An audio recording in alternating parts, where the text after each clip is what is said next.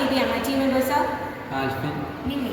The theme for School Innovation Marathon 2024, reaching out quality life through sustainable development goals. അതിൽ 11th goal sustainable cities and communities base ചെയ്തുള്ള പ്രോജക്റ്റാണ് ഞങ്ങളുടെ air pollution detector.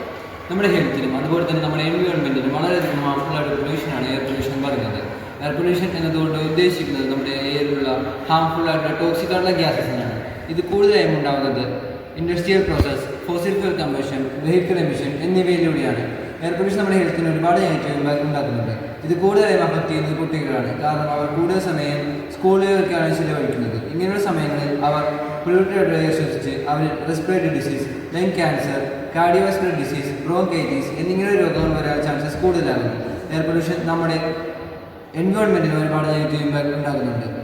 Climate change, acid rain, ozone depletion എന്നിങ്ങനെയുള്ള environmental problem air pollution മൂലമാണ് ഉണ്ടാകുന്നത്.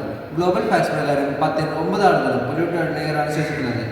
1/3 ഉണ്ടാകുന്നതിന് കാരണം air പൊല്യൂഷനാണ്. Air pollution lung cancer 25% വരെ കൂടാനായിട്ട് കാരണമാകുന്നു. ഇന്ത്യ എയർ പൊല്യൂഷൻ്റെ കാര്യത്തിൽ 4ാം സ്ഥാനത്താണ് നിൽക്കുന്നത്. ഡൽഹിയാണ് ഇന്ത്യയിലെ ഏറ്റവും എയർ പൊല്യൂട്ടഡ് സിറ്റി എന്ന് പറയുന്നത്. ഇന്ത്യയിലുള്ള 20% കുട്ടികളിലും റെസ്പിറേറ്ററി സംബന്ധമായിട്ടുള്ള ഡിസീസ് ഉണ്ടാകുന്നുണ്ട്. ഇത് ഓരോ വർഷവും കൂടി വരുന്നതായിട്ടാണ് റീസെൻറ്റ് സ്റ്റഡീസ് പറയുന്നത്. ഇത് മറ്റു കുട്ടികളിലേക്ക് പകരാനായിട്ട് കാരണമാകുന്നു. ഈ സീരിയസ് ഇഷ്യൂ ആയ എയർ പൊല്യൂഷൻ നമ്മുടെ ചുറ്റുപാടും എത്രത്തോളം ഉണ്ട് എന്ന് ഡിറ്റക്ട് ചെയ്യാൻ ഞങ്ങളുടെ ഈ സിസ്റ്റം ഉപയോഗിച്ച് സാധിക്കുന്നതാണ്. നമ്മളിവിടെ യൂസ് ചെയ്യുന്നത് 5 സെൻസറുകളാണ്. MQ135. ഈ ഒരു സെൻസർ ഉപയോഗിച്ച് നമ്മുടെ അറ്റ്മോസ്ഫിയറിലെ എല്ലാ ഹാർംഫുൾ ഗ്യാസസും നമുക്ക് സെൻസ് ചെയ്യാൻ സാധിക്കും.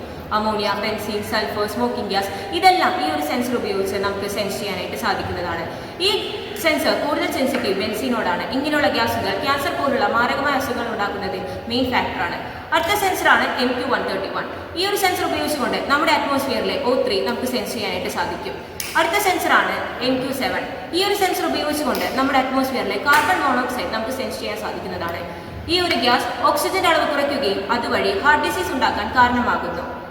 അടുത്ത സെൻസറാണ് DHT22. ഈ ഒരു സെൻസർ ഉപയോഗിച്ചുകൊണ്ട് നമുക്ക് ഹ്യൂമിഡിറ്റി, ടെമ്പറേച്ചർ ഇതെല്ലാം സെൻസ് ചെയ്യാനായിട്ട് സാധിക്കും. അടുത്ത സെൻസറാണ് PM സെൻസർ. ഈ ഒരു സെൻസർ ഉപയോഗിച്ചുകൊണ്ട് നമുക്ക് ഡസ്റ്റ് പാർട്ടിക്കിൾ സെൻസ് ചെയ്യാൻ സാധിക്കും. ഇതിന് 2 ഫംഗ്ഷൻസ് ആണുള്ളത്. PM2.5 small dust particle sense ചെയ്യുകയും PM10 big dust particle sense ചെയ്യുകയും ചെയ്യുന്നു. അടുത്തതായി ഈ ഒരു പ്രോജക്റ്റിൽ ഉൾപ്പെടുത്തിയിരിക്കുന്ന ESP32 എന്ന ചിപ്പിനെ അടിസ്ഥാനമാക്കിയുള്ള ഒരു മൈക്രോ കൺട്രോളർ ഡെവലപ്മെന്റ് ബോർഡാണ് നോഡ് MCU ESP32. ഇതിൽ വൈഫൈയും അതുപോലെ തന്നെ ബ്ലൂടൂത്തും ഇന്റഗ്രേറ്റ് ചെയ്തിട്ടുണ്ട്.